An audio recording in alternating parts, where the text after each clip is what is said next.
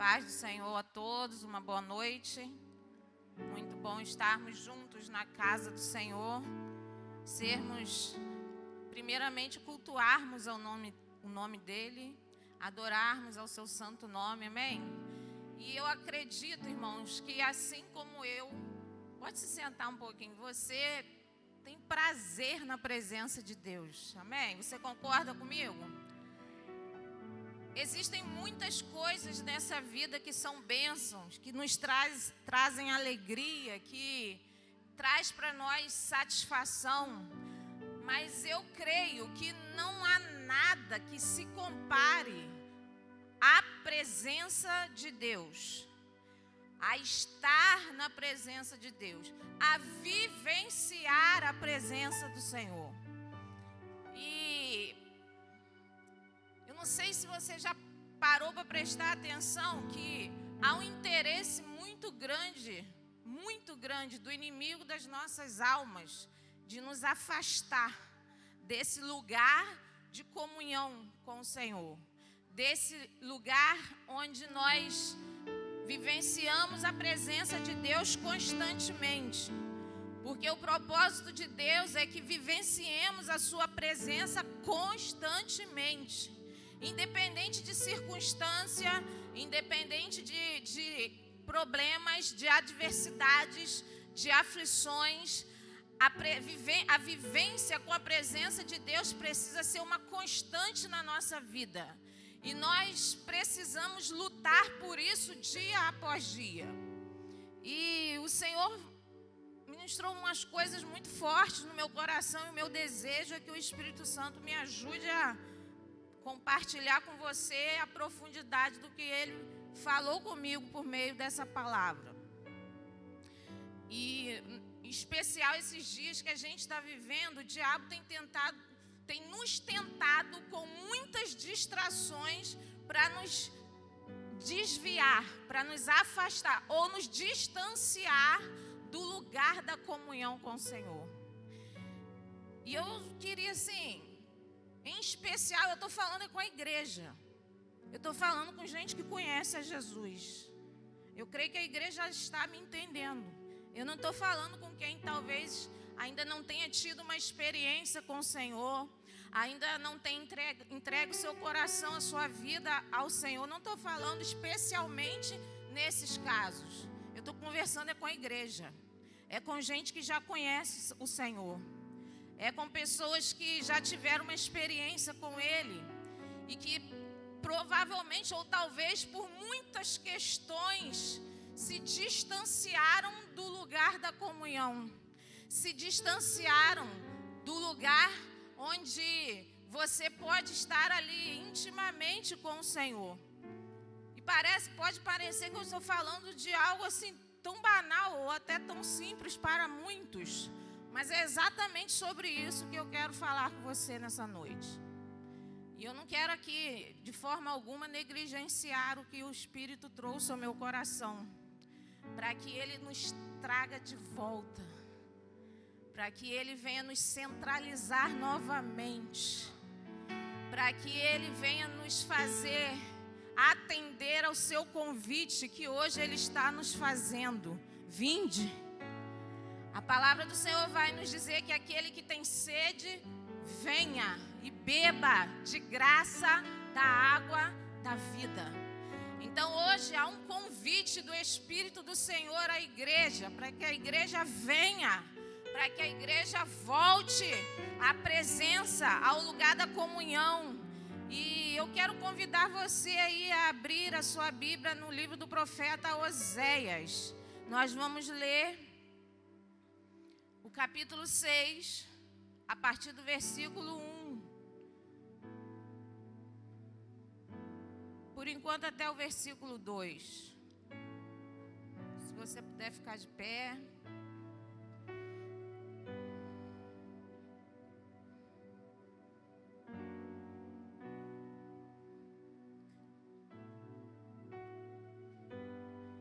Eu creio que o Espírito do Senhor quer tratar algumas coisas conosco nessa noite, amém? Você não precisa ficar com medo, não. Porque no final dá tudo certo. A última palavra é do Senhor. E o que Ele sempre quer de nós é que estejamos de volta à sua presença. Amém? Oséias capítulo 6, versículo 1 vai dizer assim: Vinde e tornemos ao Senhor, porque Ele despedaçou e nos sarará. Ele fez a ferida e a atará. Depois de 2 dias restaurará.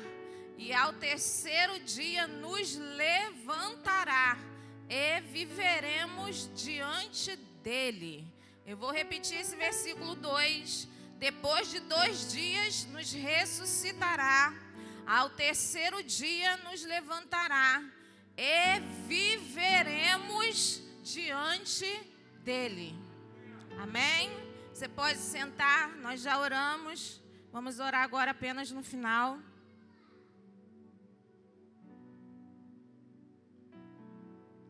E eu quero intitular essa mensagem de volta para casa. Amém? Você vai entender melhor no decorrer. Queridos, Deus está nos chamando de volta a um tempo, ou a um lugar, ou ao lugar da sua presença, da comunhão com a sua presença. E como eu falei, parece um assunto tão simples, tão talvez conhecido de todos nós, e realmente é. E o que eu vou falar aqui não tem nada demais. A nível de conhecimento, no sentido de algo novo, que você não conheça. Mas sabe, está existindo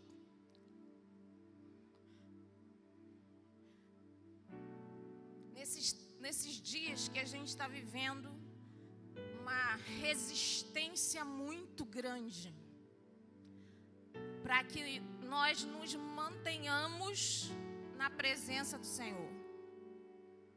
Eu acredito que você vai me dar razão em algumas coisas que eu vou falar, pelo menos algumas coisas que eu vou falar aqui. Está havendo uma oposição muito grande para que nós, como igreja, permaneçamos firmes, permaneçamos ali intactos, apesar de estar guerreando, apesar de estarmos em batalhas, apesar de estarmos em aflições, mas acima de tudo isso, existe uma resistência para que nós não estejamos na presença do Senhor como Ele deseja, para que nós não nos mantenhamos na presença do Senhor. Mas a Bíblia vai dizer uma coisa, o salmista vai falar assim: de que se queixa o homem? Queixa-se dos seus próprios pecados. E o profeta Isaías, ele vai dizer que as mãos do Senhor não estão encolhidas para que não possam abençoar, que os seus ouvidos também não estão cobertos ou tapados para que não possam ouvir, mas as nossas iniquidades, elas fazem separação entre nós e o nosso Deus. Então, de tudo que a gente está vivendo, de tudo que a gente está vendo acontecer, né, que não é novidade para ninguém, você já está cansado de saber, você já está cansado de ouvir, enfim, você já sabe, nos dias atuais, existe uma coisa, que nos separa, que traz separação do lugar da comunhão, que são os nossos pecados. Porque quando o apóstolo Paulo ele vai falar sobre a questão do amor de Deus, do que vai nos separar do amor de Deus, ele faz uma lista enorme. E ele diz que nenhuma dessas coisas poderá nos separar do amor de Deus. É só para você entender onde eu quero chegar. E então ele vai dizer ali que nem a fome, né, nem a angústia, nem a dor, nem a profundidade, nem a altura, nem os anjos, nem a potestade poderá nos separar do amor de Deus. Então, as aflições desse tempo presente, as angústias, as tribulações, nada dessas coisas tem poder de nos separar. O que Paulo está querendo dizer é que isso não altera o amor de Deus por nós, não cria distanciamento, não rompe, não quebra, não tem como nos afastar todas essas coisas do amor de Deus, não tem. Mas Isaías está dizendo que os nossos pecados, sim, fazem separação entre nós e o nosso Deus. Então, diante disso, o que está acontecendo é que, por vezes, diante de tantas coisas, nós estamos deixando entrar no nosso coração questões que estão se intitulando pecados na nossa vida e que estão nos afastando desse lugar, do lugar da intimidade com o Senhor. E Davi, no Salmo 51, ele faz ali uma oração de confissão. Ele vai, após ter sido confrontado pelo profeta Natã, quando ele pecou, quando ele adulterou com Batseba, e Natã foi lá, o profeta Natã foi lá e o confrontou acerca de tudo que ele havia feito, contando uma metáfora para ele, até que ele disse que esse homem tem que morrer, e Natã disse: esse homem é você.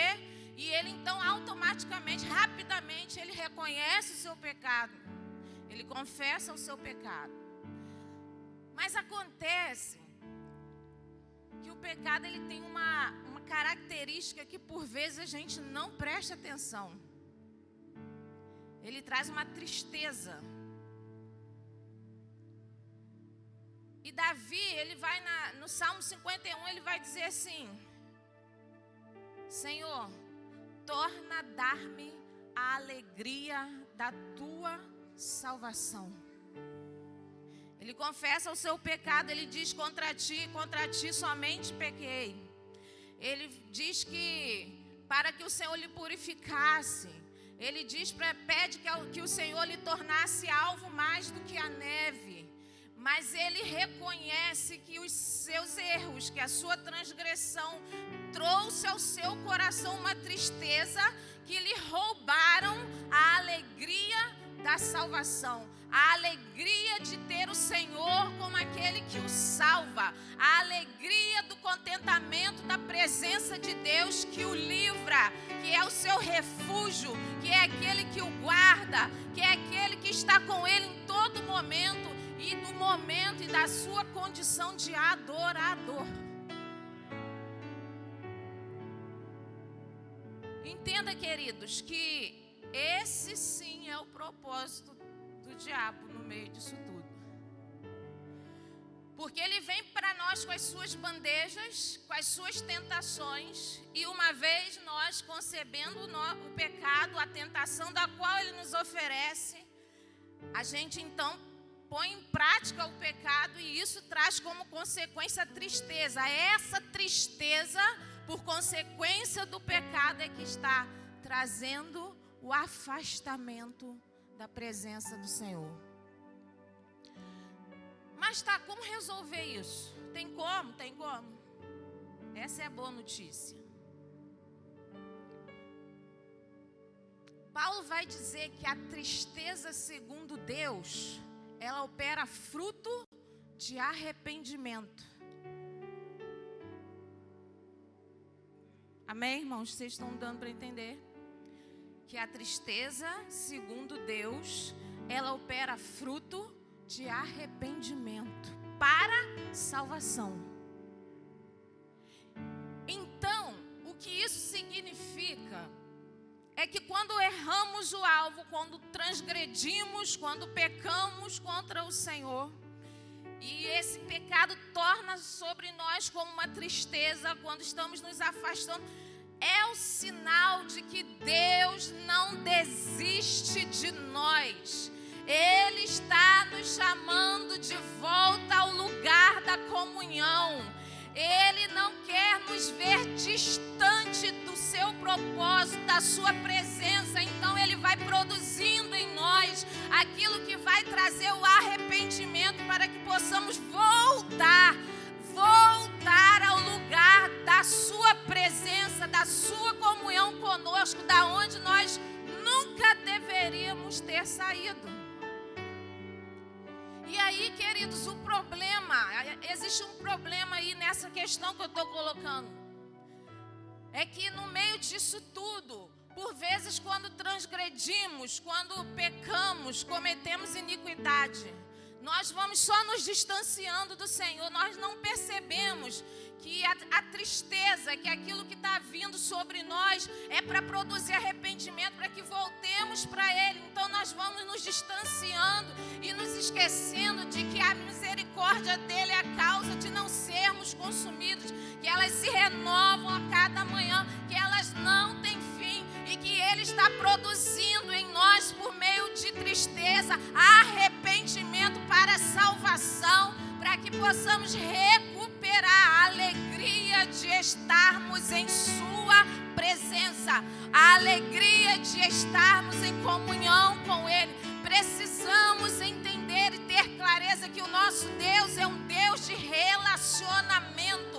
Ele não suporta viver distante da sua criação, daqueles que eles chamam de filho, daqueles que por conta do seu Filho Jesus entregue na cruz, Ele nos deu a condição de sermos chamados de filho, e filhos é para estar perto do Pai. O Pai deseja, anseia por estar em comunhão com seus filhos, para servir-lhes à mesa e para dar a eles o alimento que realmente Ele precisa. Algumas pessoas, por vezes, se entregam a uma situação como essa e vão para o fundo do poço tão grande, que se esquecem que o Deus que nós servimos, Ele é o Deus de segunda chance. Irmãos, pensa comigo. Se o Senhor não fosse um Deus de misericórdia e graça, aonde cada um de nós estaríamos? Aonde? Preste atenção em quem nós somos. Preste atenção na nossa condição. Será que nós merecemos tantas coisas que o Senhor faz por nós, mas principalmente quem Ele é?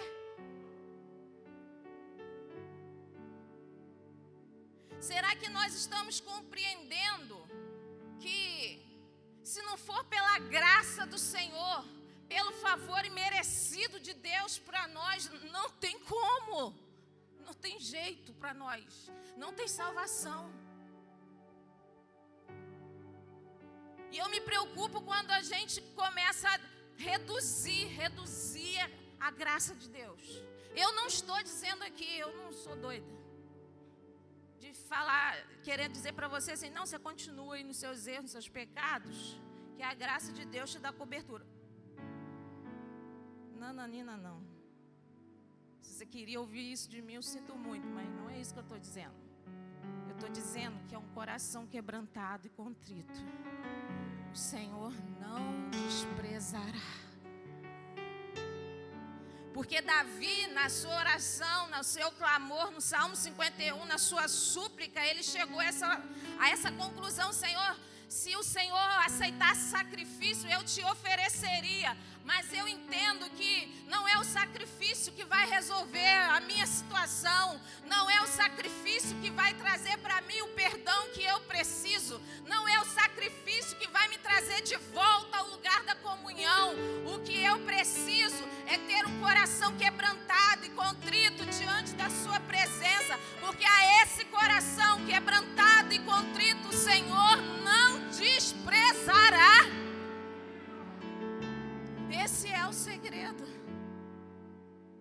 Um coração que reconhece, sim, Senhor, esse sou eu. Pequei contra ti somente pequei. E por vezes, por nós não conseguirmos voltar à presença de Deus com esse coração, vai se criando uma resistência, uma incredulidade, uma cegueira espiritual do qual nós não conseguimos mais retornar ou retomar. E então ficamos lá como aquela árvore que é cortada, uma árvore seca que você olha e aparentemente não tem mais jeito, não tem como. Mas o capítulo 14 de Jó vai dizer que há esperança para a árvore que foi cortada, que se cortada, há esperança. Que se envelhecer a sua raiz no seu tronco, de velho venha morrer, ao cheiro das águas brotará. Ao cheiro das águas brotará. E ainda dará frutos. Na casa do meu avô paterno, tinha assim algumas árvores frutíferas. Uma delas era muito grossa, o tronco dela era um pé de manga. Eu acho que o nome era coração de boi, uma manga muito grande. Isso lá na minha infância, não tem muito tempo assim. E era uma árvore, ela tinha um tronco assim, meio enviesado, né? Ela vinha numa determinada altura, fazia assim, depois subia. Mas o tronco dela era muito grosso, era muito extenso. Era uma árvore muito grande, tomava quase o quintal inteiro. A gente brincava muito ali. Mas chegou um tempo, né? Às vezes vai se fazendo algumas mudanças na casa. Meu avô resolveu cortar. E claro que a gente, como criança, fica numa tristeza só. Aquele ali era o lugar de eu brincar. Eu e mais uma turma de primos que tinha na época. E eu me lembro, teve que serrar, né? Não deu para cortar, teve que serrar a árvore. E eu me lembro que a parte do tronco que foi serrada, ela ficou numa altura mais ou menos assim, dessa largura. E eu todo dia, eu era uma criança assim, meio sistemática, né? Todo dia eu ia lá e olhava para o tronco. Todo dia eu ia, porque no fundo eu não me conformava de que aquela árvore tivesse sido cortada. Uma árvore frutífera, cheia de folhas, ela era enorme. Então todo dia eu ia lá e olhava, todo dia eu ia lá e olhava. E todo dia eu olhava e não tinha nada, parecia que não tinha mais, nunca mais ela ia voltar a frutificar ou a crescer. Querido, mas o tempo foi passando.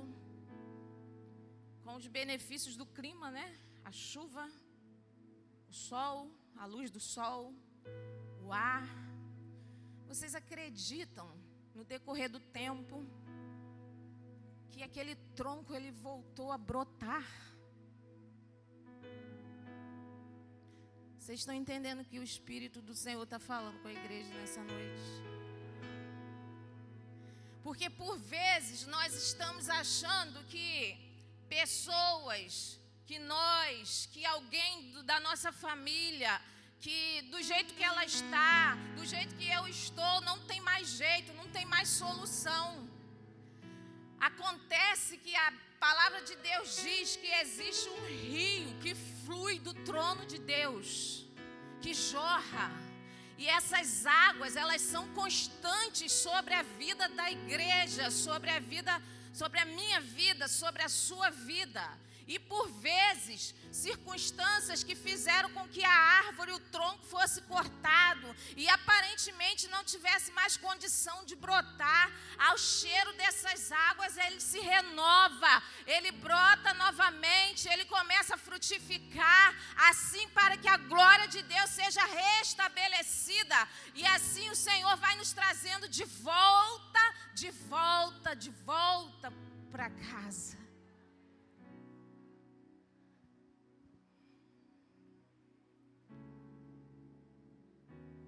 E aí começa então um processo de restauração. O problema é que numa questão de falha, de erro, a gente vai metendo a cabeça e a gente vai mascarando a situação e vai fazendo às vezes o que não tem nada a ver e vai se empurrando às vezes num ativismo ou em outras coisas que não são da parte de Deus para nós. E aí a gente vai levando aquilo e vai levando, e cada dia mais distante nós estamos da comunhão com o nosso Deus, da intimidade, da vida com Ele. Mas o Senhor está hoje nos chamando de volta. Ele quer a nossa vida outra vez perto dEle, cada vez mais perto, para que ouçamos a sua voz, para que possamos ser restaurados e curados por Ele, e possamos novamente a dar frutos a 30, a 60 e a 100 por um, conforme diz a palavra do Senhor. O Senhor é um Deus de restauração, é um Deus de cura, é um Deus que se lembra daqueles que o buscam. A palavra do Senhor vai dizer em Jeremias 29, buscar-me-eis e me achareis, quando me buscardes de todo o vosso coração. Tem que ser de todo o vosso coração. Por isso que é um coração quebrantado e contrito, Ele não desprezará.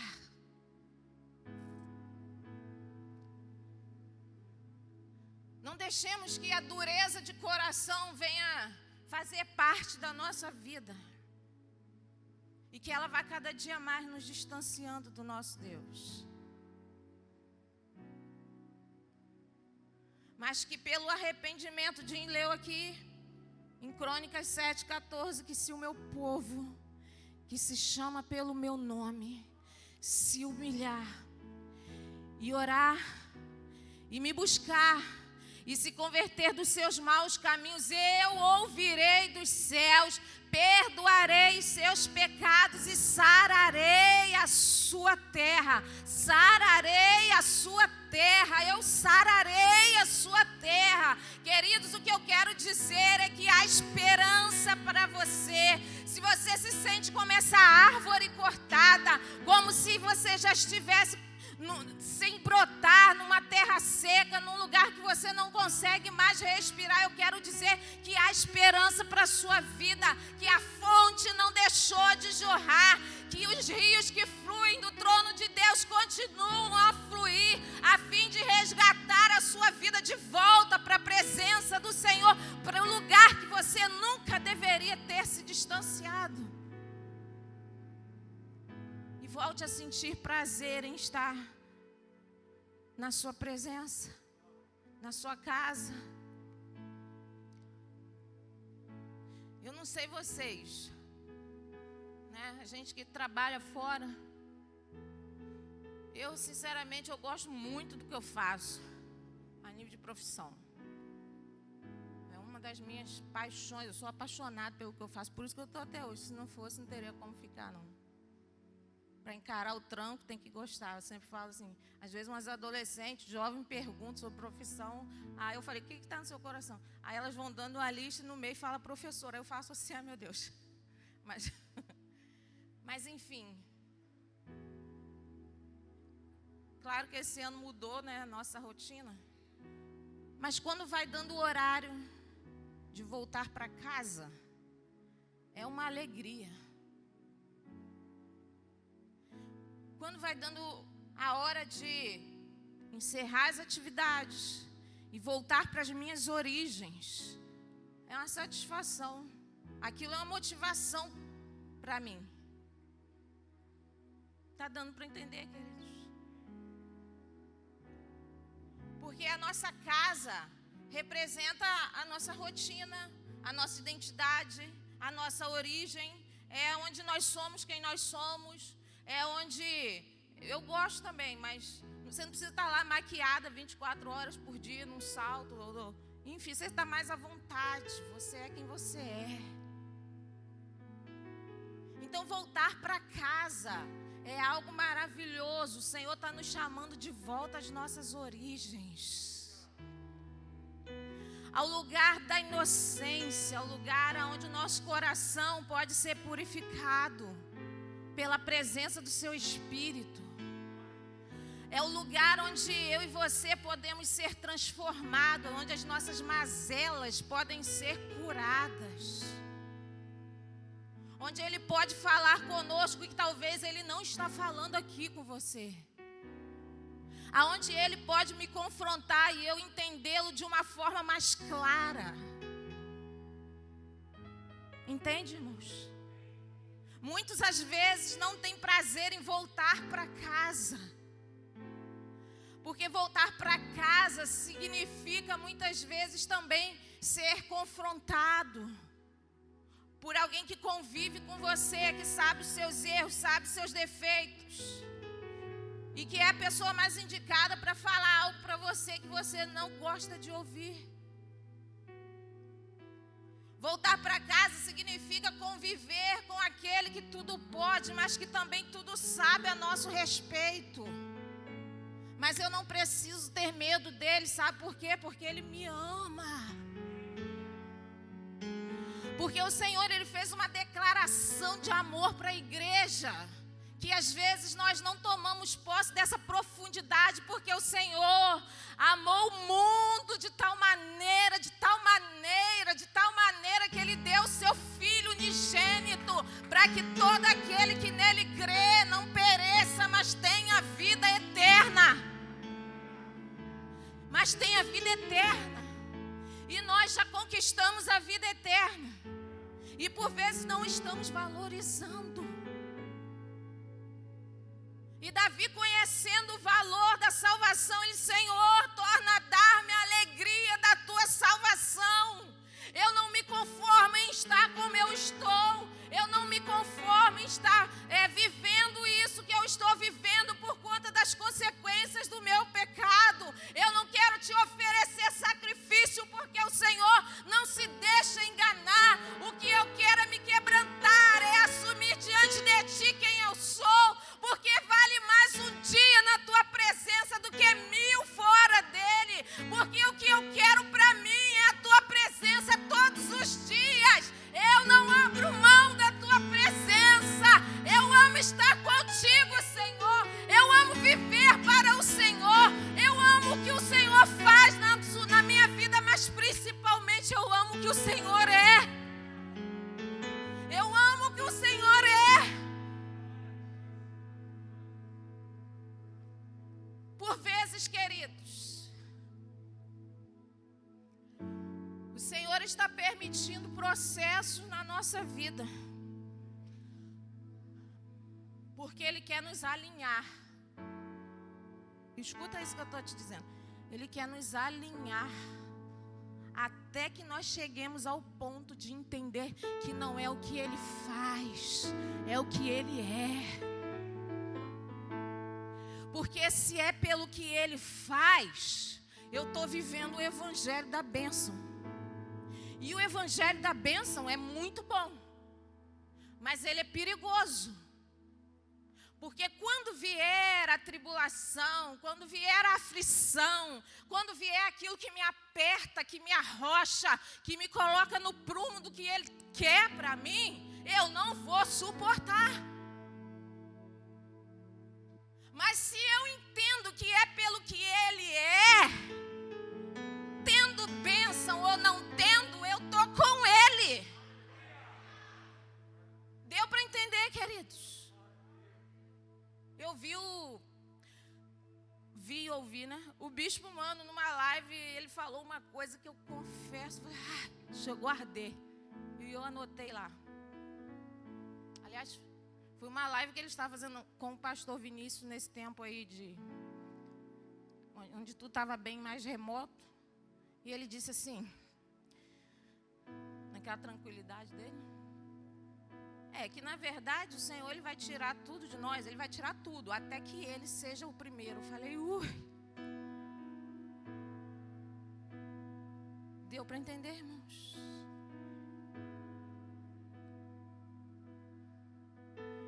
Que perdendo ou ganhando é Ele, que tendo ou não tendo é Ele. Ele disse assim, olha, eu vou, mas vou preparar-vos morada. Eu vou, mas vou preparar-vos morada. Eu tenho uma boa notícia, tem um endereço celestial preparadinho para mim e para você. Lá não tem coronavírus, lá não tem pandemia, não tem doença, não tem morte, não tem nada, não tem pobreza, não tem riqueza que vai roubar aquilo que Ele está preparando para nós. Não tem. Aí você vai entender por que Paulo vai dizer assim, ó. Porque as aflições, porque nós, ele começa a dizer assim, nós, na verdade, não nos atentamos naquilo que vemos, com esses olhos aqui. Porque o que nós vemos é temporal, mas o que nós não vemos é eterno. Aí ele diz assim, que as aflições desse tempo presente não são para comparar com a glória que em nós há de ser revelada. Entendeu, irmãos? Do que o pecado nos distancia e por que Davi faz essa oração e porque o profeta está dizendo, vinde e tornemos ao Senhor. Pode ser que você já esteja no Senhor. Pode ser que você se distanciou estando nele. Mas Ele está dizendo para você hoje, vinde. Se ainda há sede, aí vem. Ele está dizendo assim, ainda há dose de amor para você.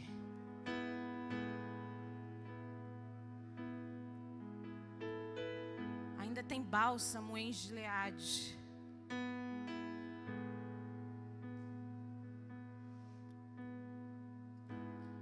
Por vezes eu me preocupo com o nosso estilo de fé. Eu me preocupo. Principalmente nesses dias atuais aí. Que parece que a gente está dentro de um funil.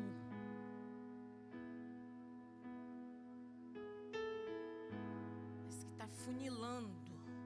Está ficando estreito. Mas parece que a gente não quer assumir isso. Mas Jesus disse que o caminho é apertado. E poucos há que entrarão por ele. Qual caminho você escolhe?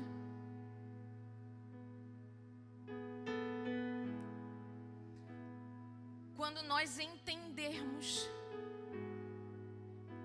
que se estivermos de volta, estivermos nele, em comunhão com ele, o nosso olhar para algumas coisas vão mudar. E seremos fortalecidos nele. Paulo vai dizer assim, ó, fortalecei-vos no Senhor. Fortalecei-vos no Senhor. E na força do seu poder. E aí entra a minha preocupação, porque a gente está se fortalecendo em outras coisas. Achando que estamos fortes. Aí Jesus, para eu não fugir, senão eu vou... Lá na festa do tabernáculo, João capítulo 7. Muitos ali contendendo, murmuravam acerca de Jesus. Se ele era o Cristo, se ele era Cristo, ele não podia vir de onde ele veio. Não, mas ele veio de onde ele veio. Então havia ali todo um debate sobre Jesus. Sobre quem ele era e de onde ele veio. E o capítulo 7 ele vai discorrendo sobre isso. E estava ali na festa do tabernáculo. Aí estava essa discussão, aí os irmãos de Jesus foram. Jesus foi depois, meio ainda em oculto. Não era sempre que Jesus estava em evidência por conta do propósito de Deus com a vida dele. Em alguns momentos ele estava com a multidão, em alguns momentos ele estava retirado. E nesse dia ele estava, então, foi até lá. E aí, de repente, Jesus levanta a sua voz. Aí eu quero até ler aqui o que ele diz.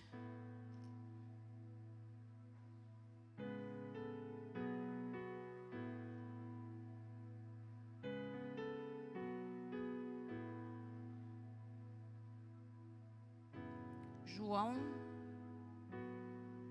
capítulo 7.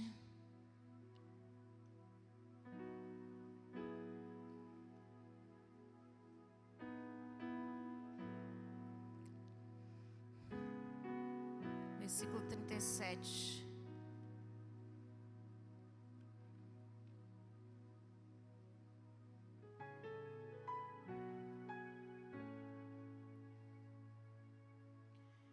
Versículo 37 vai dizer assim: ora, no seu último dia, o dia da festa, Jesus pôs-se em pé e clamou, dizendo: se alguém tem sede, venha a